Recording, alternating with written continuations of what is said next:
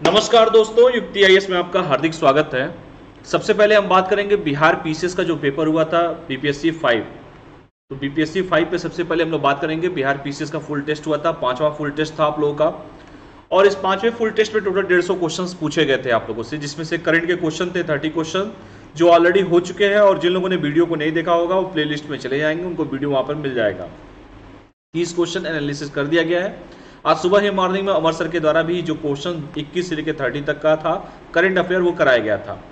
आज मैं पॉलिटी का 15 क्वेश्चन जो है, पॉलिटी का जो 15 क्वेश्चन है जो 31 से लेकर 45 तक के बीच में पूछा गया था, उसका एनालिसिस कराया जाएगा।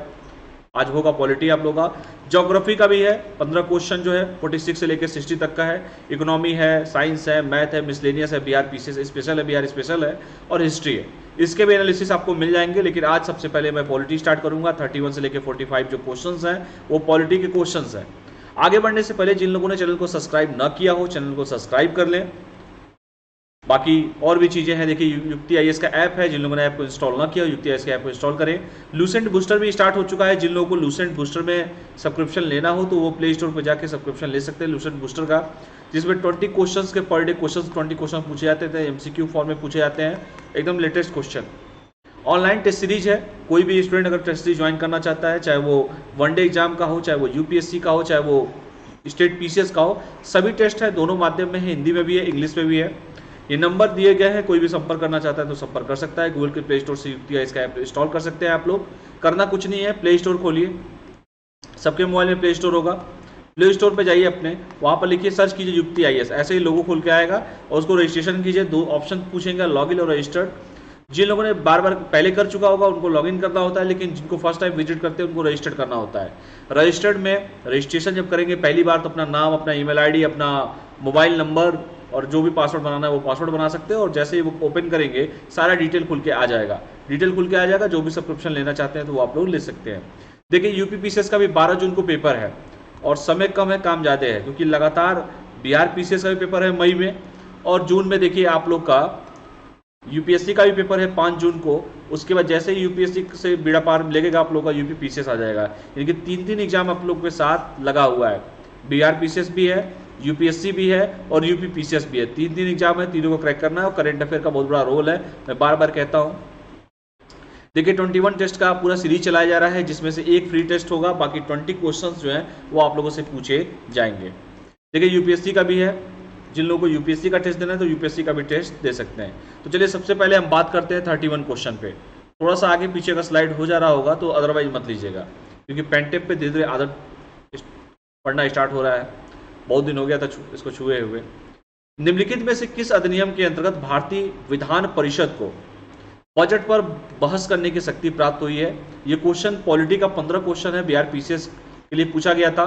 और ऐसे क्वेश्चंस अगर 15 में 15 जिनके सही हैं तो समझो कि भैया वो कट ऑफ से बहुत आगे ही रहने वाले हैं, क्योंकि पॉलिटी क्वेश्चन एक भी क्वेश्चन गलत अगर हो गया तो समझिए कि आप लोग गए, दूर हो गए सिलेक्शन से। पॉलिटी 2 ही 4 सब्जेक्ट को स्ट्रॉन्ग कर लीजिए, जिसमें पॉलिटी है, करंट अफेयर है, आपका साइंस का पोर्शन है, हिस्ट्री का पोर्शन है। अगर इतना ही अगर आप कर लेते हैं और बिहार स्पेशल पढ़ लेते हैं तो इतना तो कट ऑफ ही निकाल देंगे आप लोग इतने में ही। 10 क्वेश्चन मैथ का भी है इसमें। अब देखिए क्वेश्चन पूछा कि विधान परिषद को बजट पर बहस करने की शक्ति प्राप्त हुई है। 4 ऑप्शन है, जिसमें भारतीय परिषद अधिनियम 1861 है, भारतीय परिषद अधिनियम 1892 है, भारतीय परिषद अधिनियम 1909 है और भारतीय परिषद अधिनियम जो है 1935 है। 4 ऑप्शन है और इसमें यही पूछा है कि विधान परिषद। कमेंट करके बताइएगा कि यूपी में, पहले तो ये बताइए मुझे किस किस राज्यों में विधान परिषद है। विधान परिषद एक होता है विधानसभा और दूसरा होता है विधान परिषद। अभी यूपी में चुनाव होने वाला एमएलसी का भी विधान परिषद सदस्य जिसे कहते हैं। जैसे राज्यसभा होता है वैसे विधान परिषद है। भाई केंद्र में क्या है, लोकसभा और राज्यसभा है, और यहाँ पे क्या है, राज्यों में क्या होता है। हर स्टेट में ऐसा नहीं है। कमेंट करके आप लोग बताइए कितने राज्यों में विधान परिषद का गठन कर दिया गया है।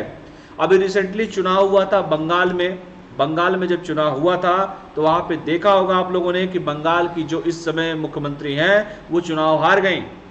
चुनाव जैसे ही वो हार गई तो उन्होंने कहा कि हम विधान परिषद का गठन करेंगे। विधान परिषद का गठन का मतलब यह है कि आपने देखा होगा जैसे राज्यसभा में हर डिपार्टमेंट से लिए जाते हैं, शिक्षा से, कला से, साहित्य से, वैसे ही विधान परिषद में भी होता है। और विधान परिषद में आपने ये भी देखा होगा कि जो लोग जीत नहीं पाते हैं विधानसभा, वो लोग बैकडोर एंट्री करके विधान परिषद में भी जाते हैं। ठीक है, तो मेरे कहने का मतलब ये है कि विधान परिषद, आपको ये कमेंट करके बताना है कि कितने राज्यों में वर्तमान में विधान परिषद स्थापित है। जैसे यूपी में मान लीजिए विधान परिषद है, वैसे ही कितने राज्यों में विधान परिषद है, कमेंट करके आप लोग मुझे बताइएगा। और ये क्वेश्चन सिर्फ ये पूछा है कि भारतीय विधान परिषद को बजट पर बहस करने की शक्ति प्राप्त हुई है। तो 4 ऑप्शन है और इसका सही जो ऑप्शन है भारतीय परिषद अधिनियम 1892।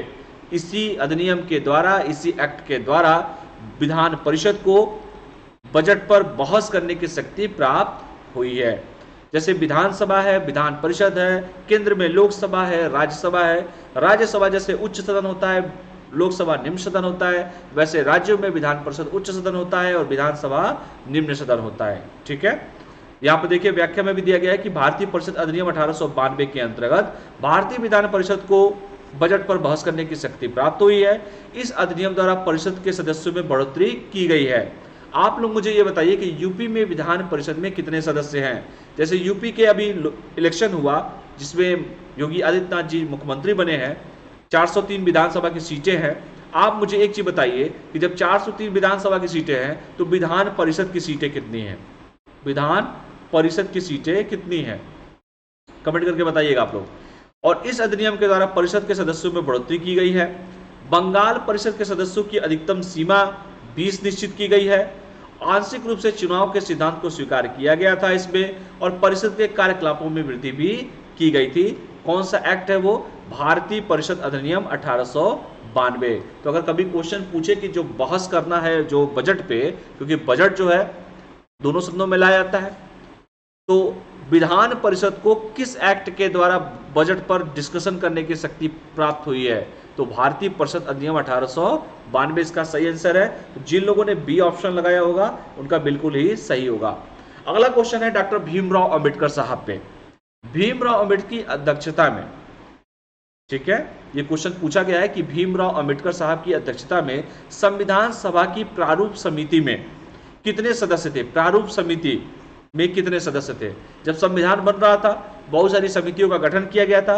मैं सिर्फ यहाँ पे प्रारूप समिति की बात कर रहा हूँ। 6, 7, 8 और 9 इनमें से कोई नहीं, एक से अधिक। अमूमन ऐसे भी क्वेश्चन आपको पेपर में देखने को मिलेगा। तो इसमें जो सदस्यों की संख्या थी वो टोटल बेसिकली 7 समिति थी, लेकिन यहाँ पे टाइपिंग जो एरर दे दिया गया है यहाँ पर 7 समिति थी। तो प्रारूप समिति कुल 7 समिति थी जिसके अध्यक्ष डॉक्टर भीमराव अम्बेडकर साहब थे। और यहाँ पर जैसे ऑप्शन ए दे दिया गया, ये गलत है क्योंकि इसका आंसर बी है। प्रारूप समिति की अध्यक्षता में संविधान सभा की प्रारूप समिति में जो सदस्यों की संख्या थी वो 7 थी। जैसे हफ्ते में 7 दिन होते हैं वैसे ही सदस्यों की संख्या भी 7 थी। यहाँ पर टाइपिंग मिस्टेक हो गया है। देखिए यहाँ पर ए ऑप्शन लिख दिया गया था, यहाँ पर ऑप्शन बी है, टाइपिंग में एरर है यहाँ पे। तो प्रारूप समिति में कुल सदस्यों की संख्या 7 थी जिसके अध्यक्ष स्वयं डॉक्टर भीमराव अंबेडकर साहब थे। जबकि अन्य सदस्यों में शामिल कौन कौन था देख लीजिए। गोपाल स्वामी अयंगर साहब, देखो इसी में से क्वेश्चन उठा के पूछेगा कि निम्नलिखित में से प्रारूप समिति में कौन शामिल नहीं था। अगर आप लोग को ये पता हो कि प्रारूप समिति की जो अध्यक्षता किया गया था भीमराव अंबेडकर साहब के द्वारा किया गया था, प्रारूप समिति में 7 सदस्य होते हैं जिसमें गोपाल स्वामी अय्यर साहब थे, अलादीन कृष्ण स्वामी अय्यर साहब भी थे, डॉक्टर के.एम. मुंशी साहब थे, सैयद मोहम्मद सादुल्ला थे, एन माधवराव भी थे, बी.एल. मित्र की जगह लिया था इन्होंने, टी.टी. कृष्णामाचारी भी थे, डी.पी. खेतान की मृत्यु के बाद ही आए थे। तो इन लोगों का नाम पढ़ लीजिएगा, इसी में से उठा के कोई क्वेश्चन आप लोगों को पूछ देगा कि निम्नलिखित में से कौन सदस्य नहीं थे। मान लीजिए पूछ दे राजेंद्र प्रसाद थे कि नहीं थे, तो नहीं थे। तो ये भी क्वेश्चन ऐसे भी आप लोग को देखने को मिलेगा। तो इसका सही आंसर है इसका आपका बी। अगला क्वेश्चन देखिए, भारत के संविधान निर्माताओं ने 7वीं अनुसूची में बड़ी समवर्ती सूची की अवधारणा किस देश से ग्रहण किया है? ये हमेशा पूछता है कि भाई आपने मूल अधिकार कहाँ से लिया है, आपने मूल कर्तव्य कहाँ से लिया है, आपने राज्य के निर्देशक तत्व कहाँ से लिए हैं, आपने समवर्ती सूची कहाँ से लिया है। समवर्ती सूची का मतलब होता है एक संघ सूची होता है, एक राज्य सूची होता है, एक समवर्ती सूची होता है। संघ वाले में क्या होता है, जो केंद्र लेवल पे होता है वह संघ की सूची होती है, संघ लोक सेवा आयोग। राज्य में राज्य के जो विषय है जैसे पुलिस है, राज्य के विषय है, तो राज्य जैसे राज्य लोक सेवा आयोग भी है आपका। तो एक संघ सूची है, एक राज्य सूची, और समवर्ती सूची वो सूची होती है जो दोनों में कॉमन होती है, संघ वाला और राज्य वाला भी वही समवर्ती सूची होता है। तो ये पूछा है कि ये 7वीं अनुसूची में जो वर्णित किया गया है समवर्ती सूची, वो किस देश से हमने एडॉप्ट किया है, किस देश से हमने ग्रहण किया है। और ऐसे क्वेश्चन आपने देखा होगा प्रीवियस ईयर बहुत सारे क्वेश्चन ऐसे पूछे जाते हैं और याद भी होना चाहिए, पहले दूसरे पेज में ही आपको देखने को मिल जाएगा। तो ये समवर्ती सूची बेसिकली जो लिया गया था वो कहां से लिया गया था, तो यहाँ पे देखिए ऑप्शन में भी दिया हुआ है कनाडा, ऑस्ट्रेलिया, आयरिश गणतंत्र, संयुक्त राज्य अमेरिका, इनमें से कोई नहीं और एक से अधिक, यही पूछा गया है आप लोगों से। एक मिनट रुक जाइए आप लोग, थोड़ा सा ये जो है पेन का जो सिस्टम है, तो समवर्ती सूची बेसिकली जो लिया गया है वो ऑस्ट्रेलिया से लिया गया है, ठीक है। राज्य के नीति निर्देशक तत्व आयरलैंड से लिए गए हैं, सभी लोगों को पता भी होगा। कनाडा से भी कुछ लिया गया है, क्या लिया गया है कमेंट करके आप लोग बताइएगा। चलिए मैं पूरा डिटेल बता देता हूं आपको। तो समवर्ती सूची बेसिकली ऑस्ट्रेलिया से लिया गया है। भारतीय संविधान पर सबसे अधिक प्रभाव भारत शासन अधिनियम 1935 का है, क्योंकि इसी अधिनियम के आधार पर भारतीय संविधान के लगभग 200 से अधिक प्रावधान लिए गए हैं। यह भी क्वेश्चन कई बार पूछा गया है कि किस अधिनियम के आधार पर 200 से अधिक प्रावधान लिए गए हैं, किसको तथ्य मान के लिए गए हैं, किसको माना गया है कि भैया 1935, 1919 आखिर किसको, तो 1935 के एक्ट के द्वारा ही, इसी अधिनियम के द्वारा भारतीय संविधान में जो लगभग 200 से अधिक प्रावधान लिए गए हैं। पहला देख लीजिए, भारत शासन अधिनियम 1935 में क्या था, इसमें फेडरल सिस्टम था, मतलब संघीय व्यवस्था था। इसमें जैसे राज्यपाल का कार्य क्या है, न्यायपालिका का ढांचा कैसा होना चाहिए, आपातकालीन उपबंध क्या है, लोक सेवा आयोग, शक्तियों के वितरण की 3 सूचियां जिसमें थी। तो ये भारतीय शासन अधिनियम 1935 की ही देन है, ये भी क्वेश्चन कई बार देखने को मिलता है। ब्रिटेन की संविधान से क्या लिया गया है, जैसे संसदीय व्यवस्था की जैसे भारत में है वैसे ब्रिटेन में है। मंत्रिमंडल प्रणाली, विधायी प्रक्रिया, राज्य अध्यक्ष का प्रतीकात्मक या नाममात्र का महत्व, एकल नागरिकता है, बहुत जगह दूसरी 2 नागरिकता होती है, लेकिन भारत की नागरिकता एक ही है, चाहे आप केंद्र में हो चाहे राज्य में हो, एक ही नागरिकता सबको मिलती है। परमाधिकार रीटे जो है, द्विसंधि व्यवस्था है, संसदीय विशेषाधिकार है, ये सब हमने लिया है ब्रिटेन के संविधान से लिया है। हर देश से कुछ ना कुछ जैसे मैंने लिया है, जैसे ब्रिटेन का, जैसे मैंने कहा कि संसदीय व्यवस्था जो है वो ब्रिटेन से लिया गया है, मंत्रिमंडल की जो प्रणाली हो वो भी ब्रिटेन से लिया गया है, विधायी जो प्रक्रिया जैसे मैंने यहाँ पे कहा है विधायी प्रक्रिया वो भी ब्रिटेन से लिया गया है, राज्याध्यक्ष का प्रतीकात्मक या नाममात्र का महत्व ये भी ब्रिटेन से लिया गया है, एकल नागरिकता मतलब सिंगल सिटीजन जो है वो आपको जो लिया गया है वो भी ब्रिटेन से लिया गया है। तो जितना ये बताया जा रहा है इसको ध्यान से आप लोग पढ़ लीजिएगा, इसी में से आपको क्वेश्चन देखने को मिल जाएगा। दूसरा है अमेरिका का संविधान, 1 मिनट होल्ड कीजिए।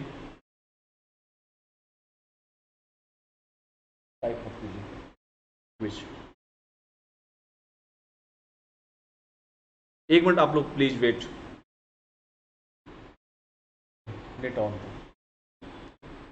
चलिए अमेरिका के संविधान से क्या क्या लिया गया, देखो ये जितना भी मैं बता रहा हूं एक ही जगह दे दिया गया है आप लोगों को। अमेरिका के संविधान से लिया गया है मूल अधिकार, जो फंडामेंटल राइट्स जो है वो हमें अमेरिका के संविधान से हमने लिया है। ये बहुत क्वेश्चन पूछता है, न्यायपालिका की जो स्वतंत्रता है या न्यायिक पुनरीक्षण है, जुडिशियल रिव्यू जिसे कहते हैं आप लोग, पूर्वावलोकन का सिद्धांत, सर्वोच्च न्यायालय, उच्च न्यायालय के न्यायाधीशों को पद से हटाए जाना, राष्ट्रपति पर महाभियोग, उपराष्ट्रपति का पद, ये सारा जितना भी सृजन किया गया है ये सब अमेरिका के संविधान से लिया गया है। आयरलैंड के संविधान से देखिए क्या लिया गया है, राज्यसभा के सदस्यों का नामांकन कैसे होगा, राज्य के नीति निर्देशक तत्व क्या है, सिद्धांत क्या है, राष्ट्रपति का निर्वाचन पद्धति कैसे होगा। कनाडा का संविधान जैसे केंद्र द्वारा राज्य के राज्यपालों की नियुक्ति, सशक्त केंद्र के साथ संघीय व्यवस्था, उच्चतम न्यायालय का परामर्शी न्याय निर्णय अवश्य शक्तियों का केंद्र में नहीं होना, ये सब कनाडा के संविधान से लिया गया। ये टाइपिंग यहाँ पे एरर हो गए हैं, बेसिकली यहाँ पे कनाडा लिखना चाहिए था, ये हेडिंग था। तो ये चीजें आप लोग पढ़ लीजिएगा। अगर मान लीजिए आपसे पूछे समवर्ती सूची, तो ऑस्ट्रेलिया, संयुक्त राज्य अमेरिका जैसे मैंने कहा कि फंडामेंटल राइट्स हमारे हैं, आयरिश गणतंत्र आयरलैंड से जो लिया गया है, राज्य के निर्देशक तत्व लिए गए हैं, और कनाडा का जैसे मैंने कहा कि केंद्र और राज्य के राज्यपालों की नियुक्ति, जो कि हर राज्य में गवर्नर होते हैं, कुछ ऐसे राज्य होते हैं, शासित प्रदेश होते हैं जहां पर क्या होते हैं, उप गवर्नर होते हैं। चलिए आगे बढ़ते हैं, इसको पढ़ लीजिएगा आप लोग। फ्रांस के संविधान से देखिए क्या क्या लिया गया है, गणतंत्रात्मक ढांचा जो है फ्रांस के संविधान से लिया गया है, एक ही जगह दे दिया गया है आप लोग को, ताकि आप लोग एक ही जगह इसको पढ़ लो, इधर उधर भटकने की जरूरत ना पड़े। गणतंत्रात्मक ढांचा जो लिया गया फ्रांस से लिया गया है, स्वतंत्रता, समता और बंधुता के आदर्श वाक्य, यही वाक्य उठा के कई जगह पूछ देता है, ठीक है। कौन से वाक्य नहीं है, स्वतंत्रता है, समता और बंधुता के आदर्श वाक्य, ये सब फ्रांस के संविधान से लिया गया है। कनाडा का संविधान देख लीजिए, केंद्र और राज्य के राज्यपालों की नियुक्ति, जो मैंने अभी पढ़ाया आप लोगों को। सशक्त केंद्र के साथ संघीय व्यवस्था, उच्चतम न्यायालय का परामर्शी न्याय निर्णय, अविष्ट शक्तियों का केंद्र में निहित होना, यह सब कनाडा के संविधान से लिया गया है। ऑस्ट्रेलिया के संविधान से क्या लिया गया है? समवर्ती सूची। अभी क्वेश्चन ये पूछा गया था, संसद के दोनों सदनों की संयुक्त बैठक जब होती है, राष्ट्रपति आहूत करता है किसी विवाद के होने पर दोनों सदनों में। व्यापार, वाणिज्य और समागम की स्वतंत्रता, यह भी ऑस्ट्रेलिया के संविधान से लिया गया है। दक्षिणी अफ्रीका का संविधान, जहां गांधी जी गए थे। राज्यसभा के सदस्यों का निर्वाचन कैसे होगा, संविधान में संशोधन की प्रक्रिया, यह साउथ अफ्रीका के संविधान से लिया गया है। सोवियत संघ का संविधान क्या है? आज देख ही रहे, सोवियत संघ यूएसएसआर जो है विघटन हुआ ही है, रूस और यूक्रेन में विवाद भी चल रहा है। प्रस्तावना में सामाजिक, आर्थिक और राजनीतिक न्याय का आदर्श मौलिक कर्तव्य, ये सब लिए गए सोवियत संघ के संविधान से।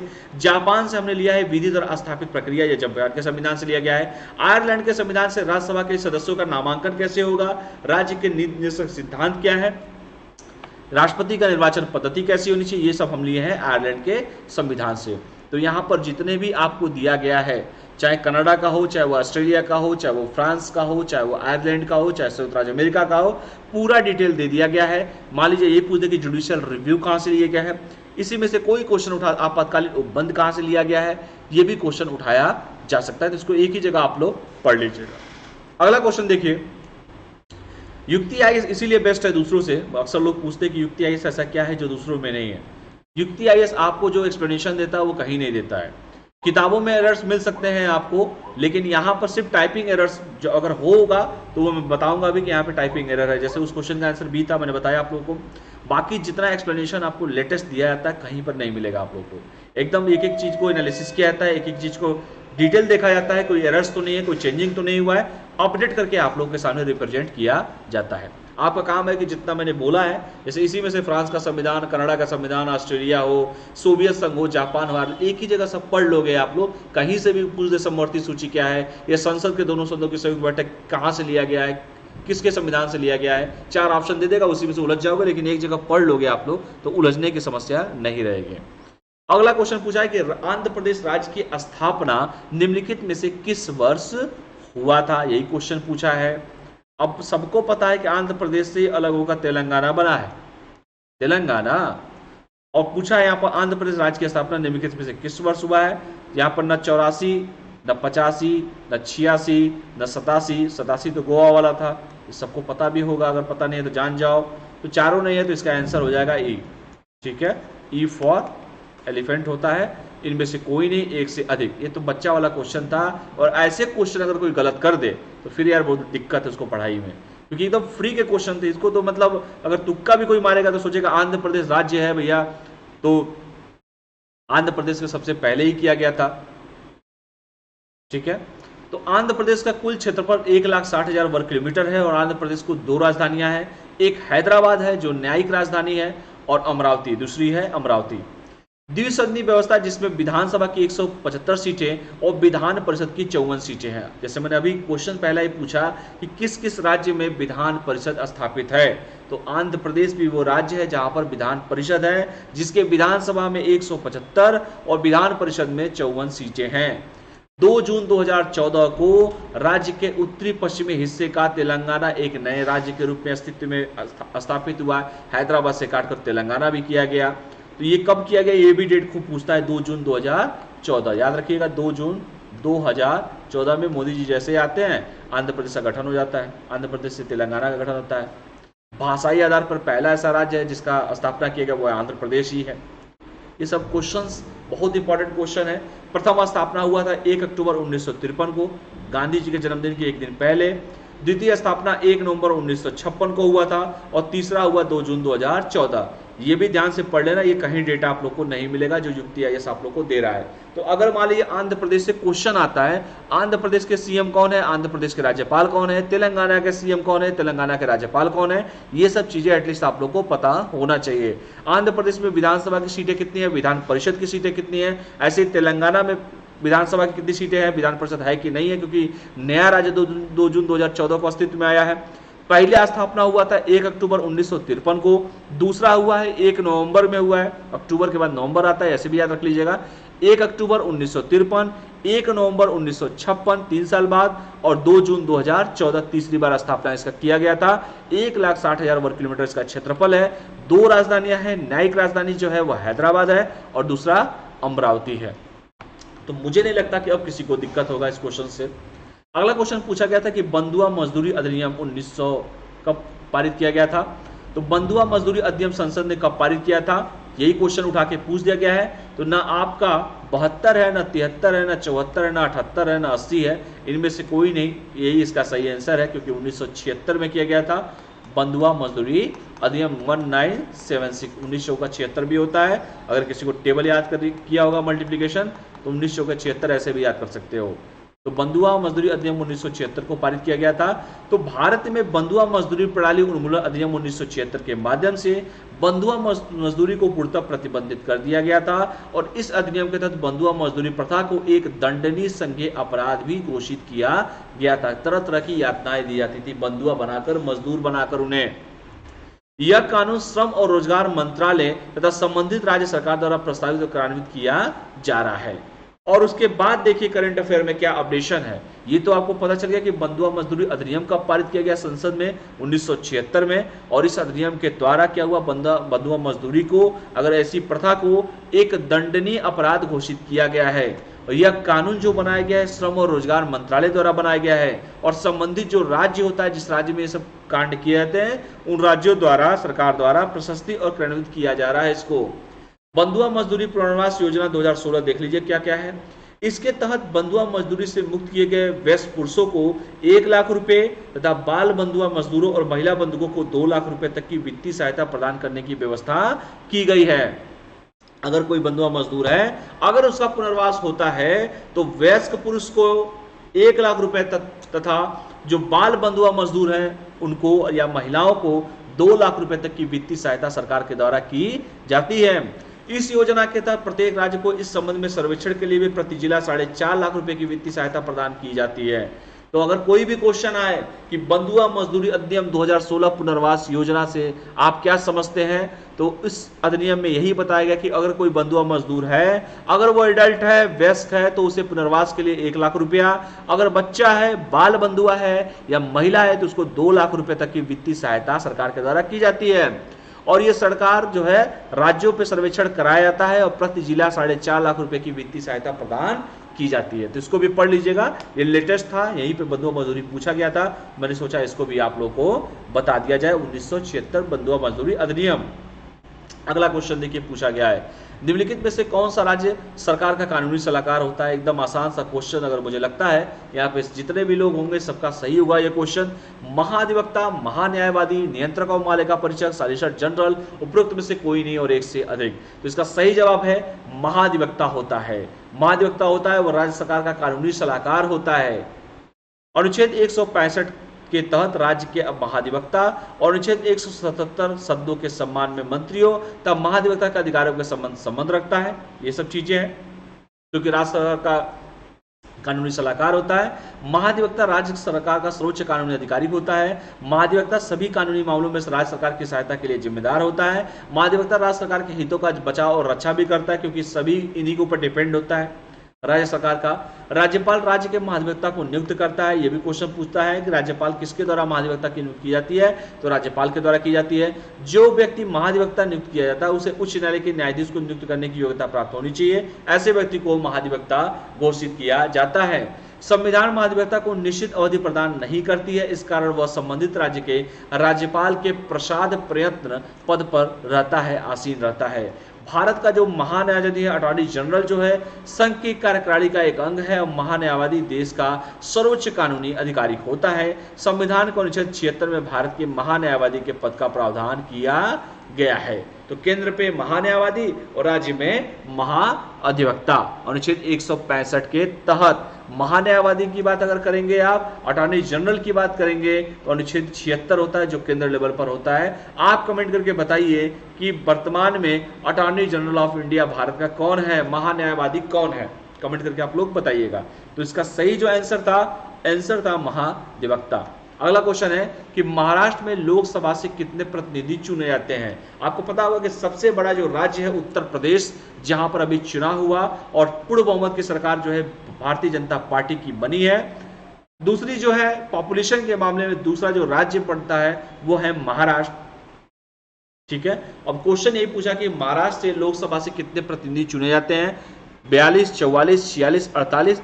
तो महाराष्ट्र से जो बेसिकली आपके चुने जाते हैं, देखिए यहां पर ऑप्शंस भी दिए गए हैं, ये सब बताऊंगा। उत्तर प्रदेश में जैसे मैंने कहा कि उत्तर प्रदेश में देखिए 80 है।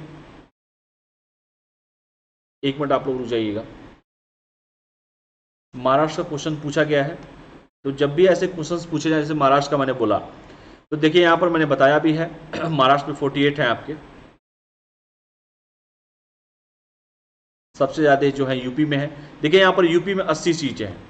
मैं ये स्लाइड इसलिए दिखा रहा हूं ताकि आप लोगों को पूरा कॉन्सेप्ट क्लियर हो। देखिए यूपी में 80 सीटें हैं, महाराष्ट्र में 48 सीटें हैं, तो जाहिर सी बात है यूपी सबसे बड़ा होगा, महाराष्ट्र उसके बाद नंबर आएगा। पश्चिम बंगाल में 42 सीटें हैं, बिहार में 40 सीटें हैं, तमिलनाडु में 39 सीटें हैं। देखिए बिहार से एक ही कम है तमिलनाडु। मध्य प्रदेश में 29 सीटें हैं, कर्नाटक, मध्य प्रदेश और कर्नाटक में देखिए एक ही का डिफरेंस है। गुजरात में 26 सीटें हैं, राजस्थान में 25 सीटें हैं, आंध्र प्रदेश में भी 25 सीटें हैं। अब मान लीजिए इसी में से शीशे टाइप का क्वेश्चन कोई बनाना चाहे, पूछ देगा कि Rajasthan plus Andhra Pradesh equal to, ये भी क्वेश्चन पूछ सकता है, या Rajasthan plus Andhra Pradesh is less than which, Maharashtra, UP, किससे। तो राजस्थान देखिए 25 है, आंध्र प्रदेश भी 25 है, दोनों 25-25 तो 50 हो जाएंगे, ऑप्शंस गलत हो जाएंगे क्योंकि ग्रेटर देन हो जाएंगे। तो ये सब भी चीजें आप लोग को पढ़ना है। ठीक है, चलिए यहां दिखा देता हूं मैं आपको। तो महाराष्ट्र से लोकसभा कितने प्रतिनिधि चुने जाते हैं, तो महाराष्ट्र से आपके 48 है। महाराष्ट्र से कितने हैं, 48 है। लोकसभा का संगठन सार्वभौम व्यस्क मताधिकार के आधार पर प्रत्यक्ष चुनाव द्वारा होता है। लोकसभा के लोग जनता चुनती है। संविधान में व्यवस्था है, ये आधा वो होता है कि सदन का अधिकतम संख्या 552 होगी, जिसमें से 530 सदस्य जो होते हैं ये सदस्य है। राज्यों का प्रतिनिधित्व करेंगे तब 20 सदस्य संघ शासित प्रदेशों का प्रतिनिधित्व करेंगे एवं 2 सदस्यों को राष्ट्रपति द्वारा एंग्लो इंडियन समुदाय से नामित किया जाएगा। वर्तमान में सदस्यों की संख्या जो है 545 है। तो अधिकतम तो 552 हो सकते हैं, जिसमें 530 जो होते हैं वो राज्यों के प्रतिनिधि होते हैं, राज्य का प्रतिनिधित्व करते हैं। 20 जो होते हैं संघ शासित प्रदेशों का प्रतिनिधित्व करते हैं, और 2 जो होते हैं सदस्यों की राष्ट्रपति द्वारा एंग्लो इंडियन समुदाय के जो लोग होते हैं उनको नामित राष्ट्रपति के द्वारा किया जाता है। और वर्तमान की अगर हम बात करें तो लोकसभा के सदस्यों की संख्या 545 है। इसके साथ ही साथ जनवरी 2020 में भारत की संसद और राज्य विधानसभाओं में एंग्लो इंडियन आरक्षित सीटों को 2019 के 126वें संविधान संशोधन विधेयक द्वारा बंद कर दिया गया है, जबकि इसे 104 संवैधानिक संशोधन अधिनियम 2019 के रूप में अधिनियमित किया गया था। यानी कि भारत की पार्लियामेंट जो है अब राज्य विधानसभाओं में एंग्लो इंडियन के लिए जो आरक्षित सीटें थे 2019 का 126वें संविधान संशोधन विधेयक द्वारा इसे बंद कर दिया गया है। तो ये भी आप लोग पढ़ लीजिएगा। उत्तर प्रदेश में जैसे मैं कहा कि 80 सीटें हैं, आपके महाराष्ट्र में 48 हैं, बिहार में 40 हैं, पश्चिम बंगाल में 42 हैं, तमिलनाडु में 39 है लेकिन बिहार में 40 है, गुजरात में 26 है, राजस्थान में 25 है और आंध्र प्रदेश में 25 सीटें हैं। इसको पढ़ लीजिएगा आप लोग। 38वां क्वेश्चन देख लीजिएगा, एक मिनट रुक जाइए आप लोग। 38 नंबर क्वेश्चन देख लीजिए। एक्चुअली गला बैठा हुआ है कई दिनों से भी, तो इसको देख लीजिएगा। जितने भी क्वेश्चंस मैं बता रहा हूं, जो एक्सप्लेनेशन आप लोग को दे रहा हूं कि वर्ष 2014 में जॉर्ज बेकर और रिचर्ड हाइड 2 एंग्लो इंडियन सदस्य मनोनीत किया गया था जो भारतीय जनता पार्टी से संबंधित है। इनका भी नाम आप लोग पढ़ लीजिएगा। जो मैंने कहा कि टोटल तो आपके 552 होते हैं। एक मिनट रुक जाइए आप सभी के सभी।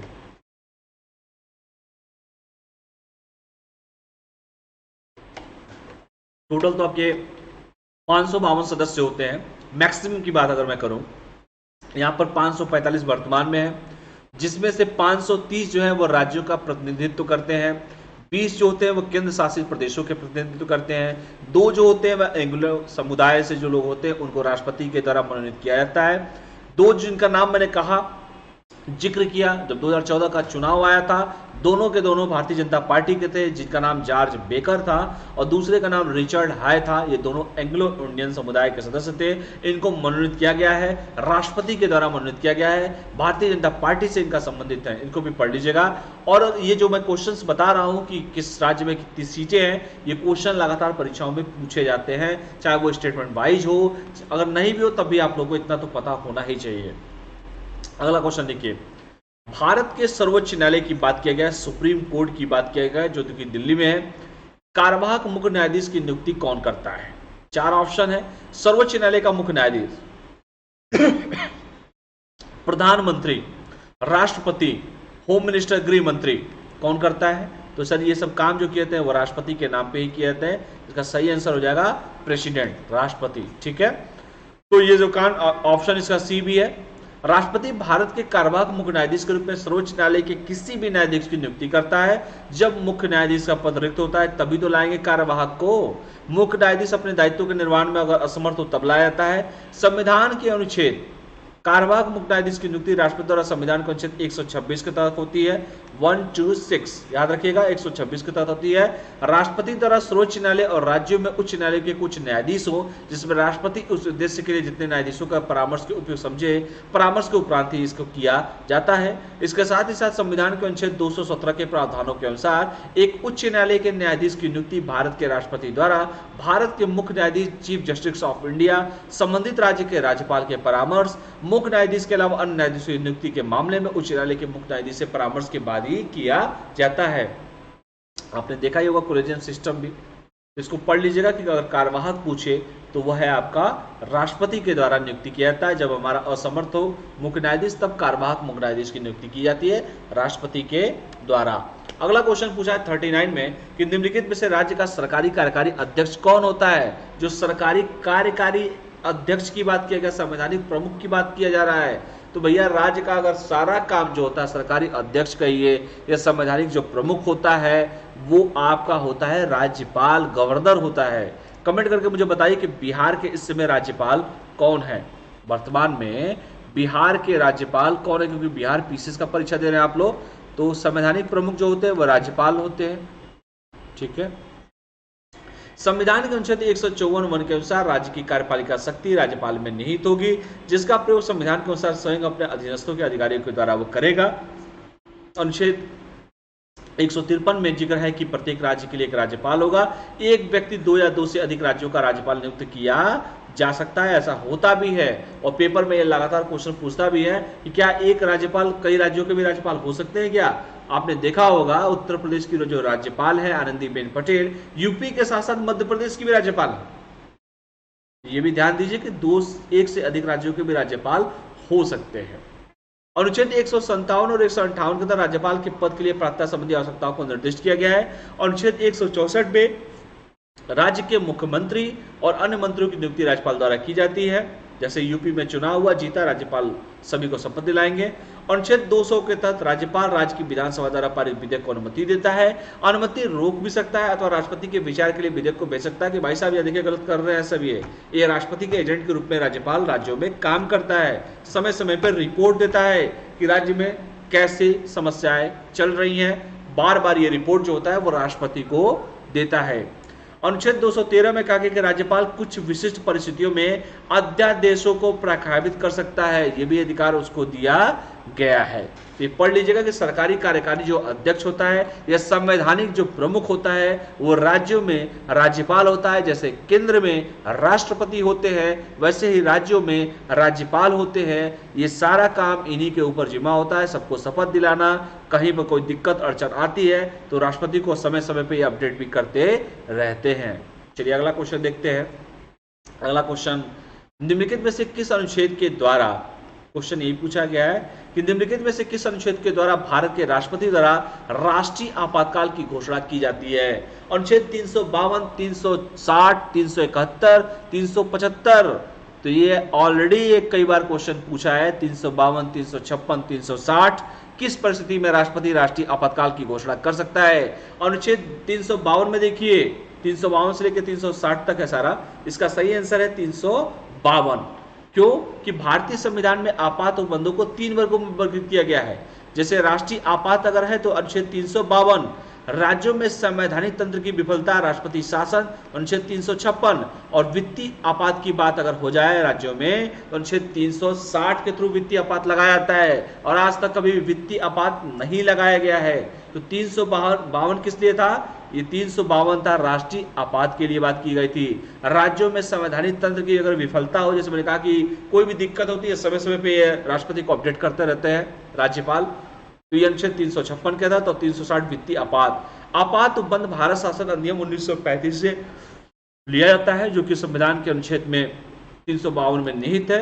युद्ध, बाह्य आक्रमण या सशस्त्र विद्रोह के कारण संपूर्ण भारतीय ऐसे किसी भी हिस्से की सुरक्षा खतरे में हो तो राष्ट्रपति जो होता है राष्ट्रीय आपात की घोषणा कर सकता है। इसको ध्यान से आप लोग पढ़ लीजिए किस कंडीशन में 352 का प्रयोग किया जाता है।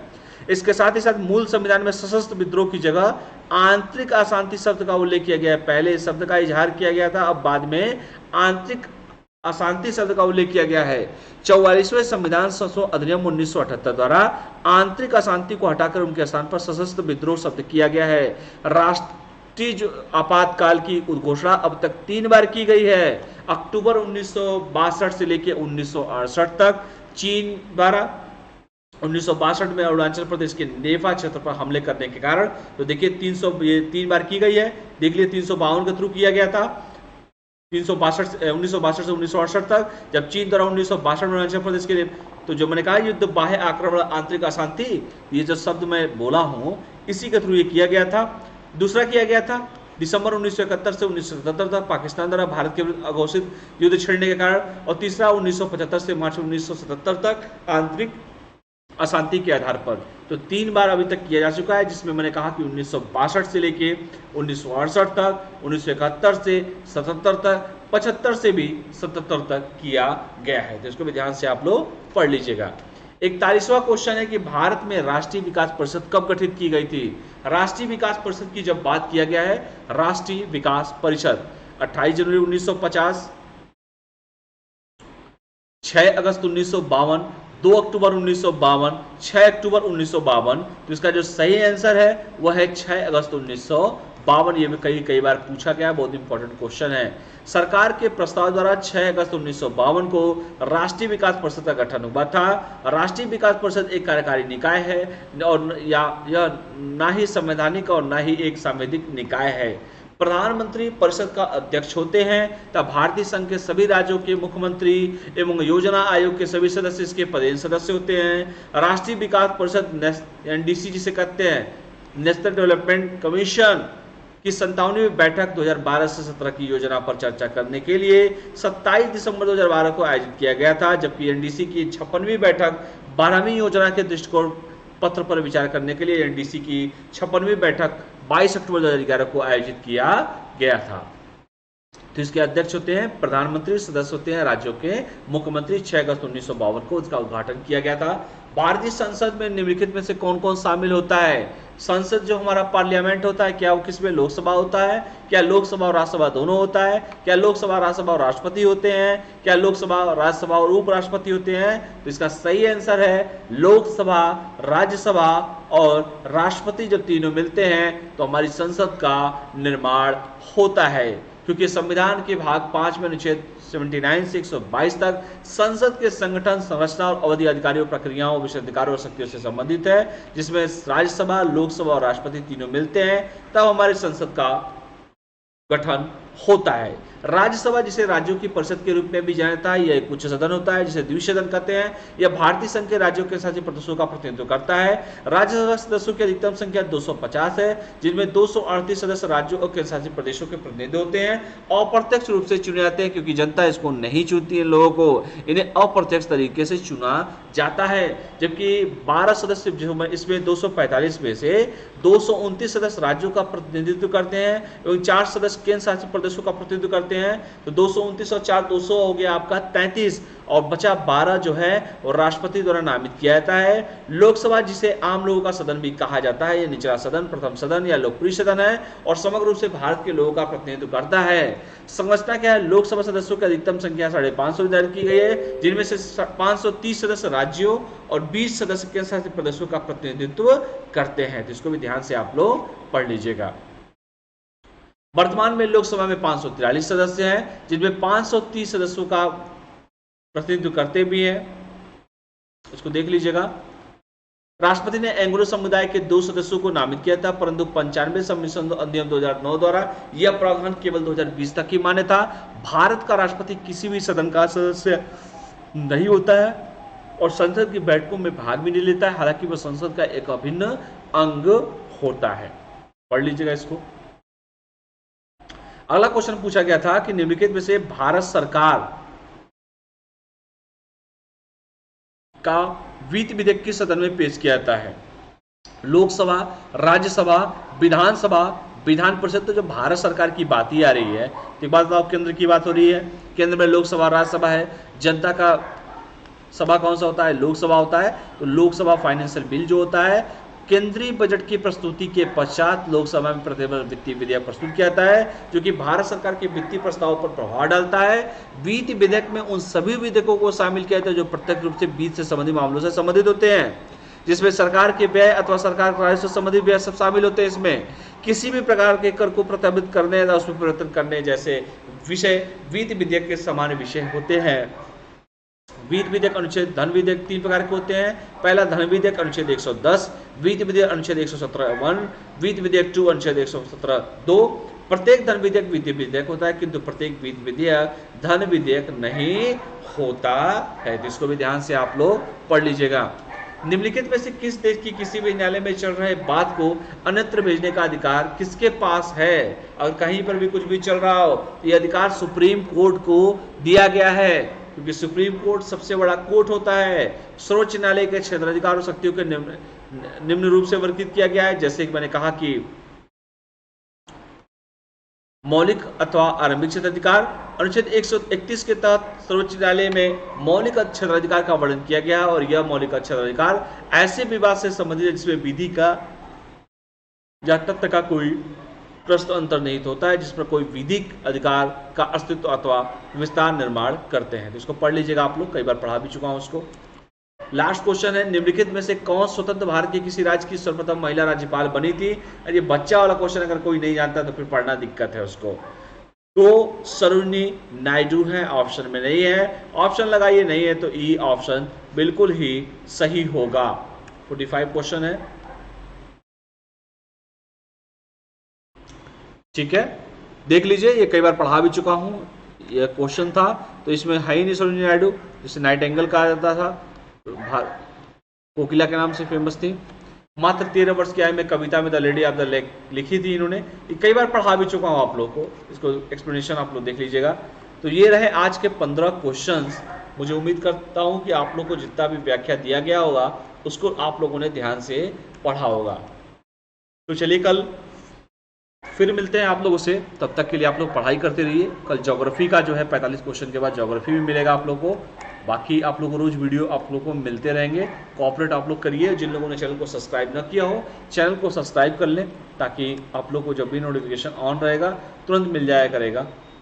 तो इन्हीं शब्दों के साथ मैं अपने शब्दों का समाप्त करता हूँ। तब तक के लिए आप लोग पढ़ाई करते रहिए, स्वस्थ रहिए, मस्त रहिए, पढ़ते रहिए। बहुत बहुत धन्यवाद। Thank you all of you. जय हिंद।